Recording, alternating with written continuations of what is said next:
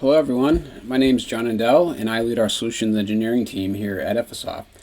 Today we're going to be taking a quick look at our new AI table rule builder, which is a new feature that we have just come out with that's in our newest release 2020.1.05. So what's the problem and what do we do to address this? Really what the problem is that our customers have told us that they need a way to extract line item details from documents like invoices, not just invoices, but that's probably the majority use case here. Obviously, any document that does have tabular data, but they need an easy way to basically build out the table extraction logic.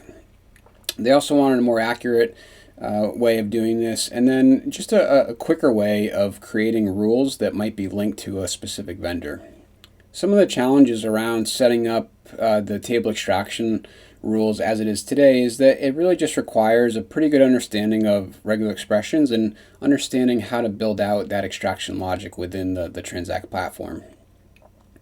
Updating rules also requires an admin or someone that understands how to build these extraction rules.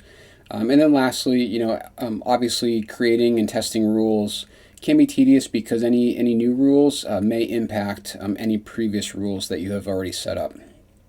So what do we do to address this? Well, we built a really cool AI table rule builder, which greatly decreased the setup time. It's essentially just a point and click wizard, which you'll see in a couple minutes here.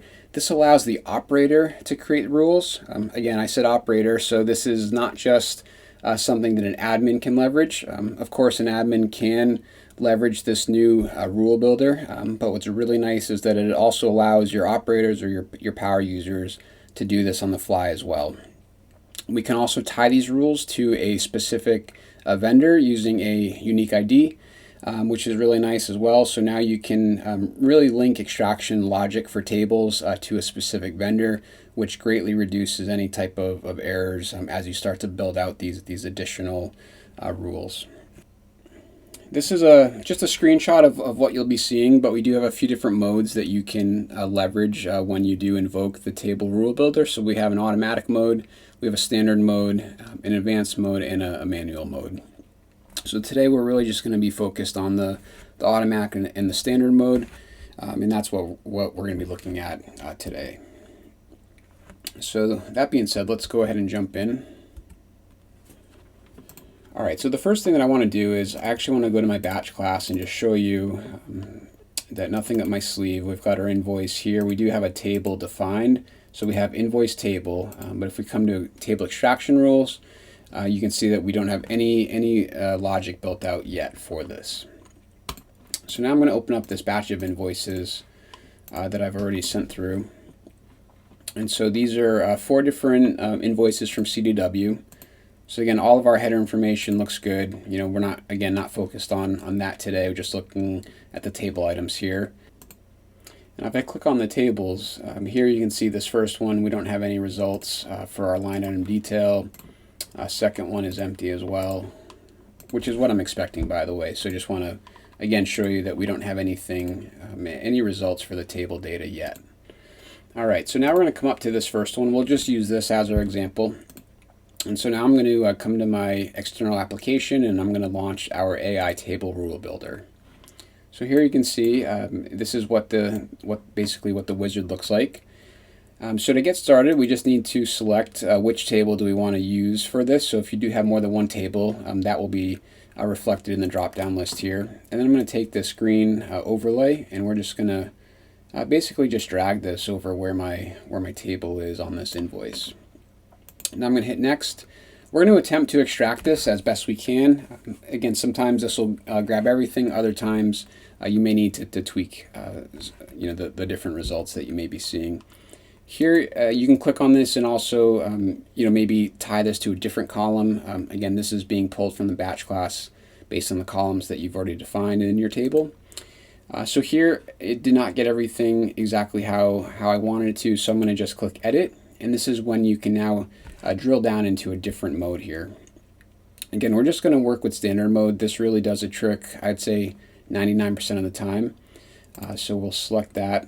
And what's really nice is that this is just a series of questions. So again, an operator can do this. It's pretty easy to follow along. And so here, does the table have a header row? Yes, it does. It's already actually identified that as noted by the green overlay right there. So we don't need to do anything. We can just click next.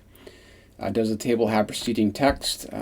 Again, this is sort of what we call a start pattern. So this is something that is consistent that the software can look for every time, just to understand where a table may be starting. Again, we don't need that, and that's okay just to leave that as no.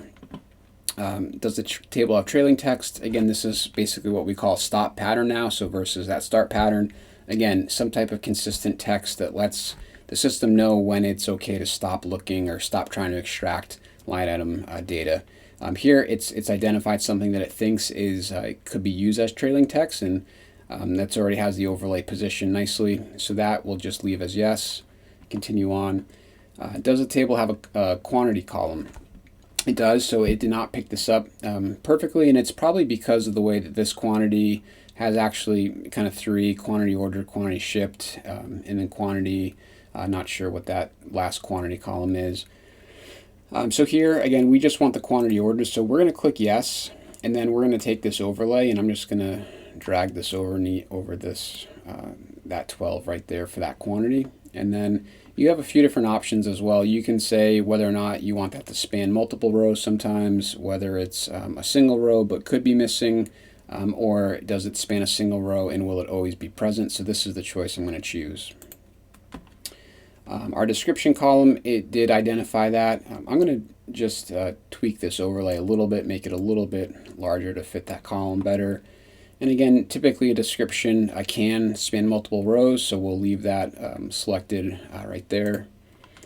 Unit price, obviously did find that. We're going to make this always present though.